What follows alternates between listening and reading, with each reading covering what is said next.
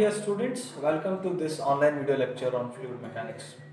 So in the previous video we have discussed the interesting concepts of fluid mechanics and related its numericals. So today in this session we'll start with a new concept.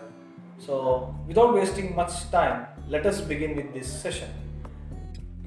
So today in this video we're going to study the power absorbed in viscous flow. Okay, so as we all know that for a better lubrication in the machine parts, so the lubricating oils are used based on the applications. The different lubricating oils are used between the machine parts. So in the flow of an oil in bearings is a best example for viscous flow. Okay, the flow of an oil between the bearings is a best example for viscous flow. If the highly viscous oils are used in the lubrication of bearings, so it will offer a resistance, so which will offer more resistance. Okay, and thus the greater power loss will takes place. Whatever power is there, so that will be utilized in this lubrication itself because of its resistance. Okay, this power required to overcome the viscous resistance in the flowing case will be determined. Okay, so that is a main thing. Whatever power required to overcome this resistance is a power absorbed during the viscous flows. So generally we'll consider three different bearings, that is one journal bearing, footstep bearing and collar bearing.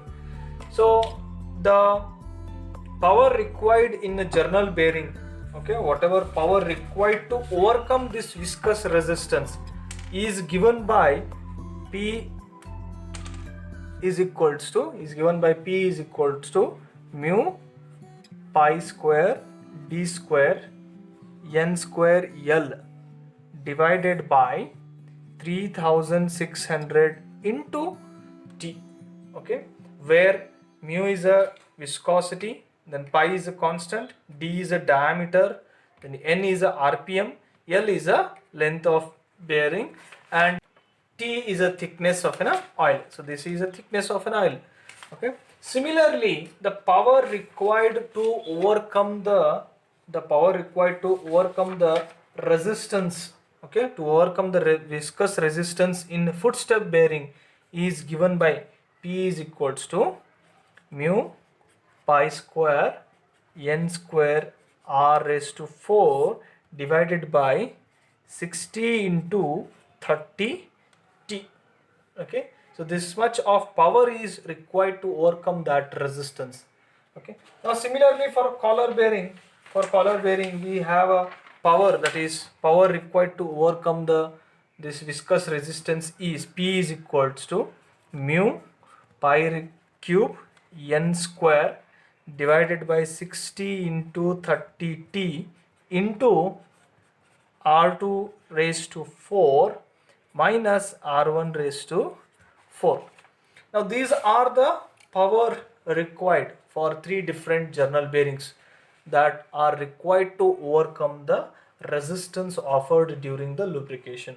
Because as we said, for a better lubrication, if we use some high dense fluids, lubrication oils, so then the power will be required more to whatever resistance offered during the machine parts and lubrication, so we required some extra power. So that power is calculated by using these three equations. For journal bearing, so this is a equation. For footstep bearing, so this is a equation, and similarly for collar bearing, so this is a equation.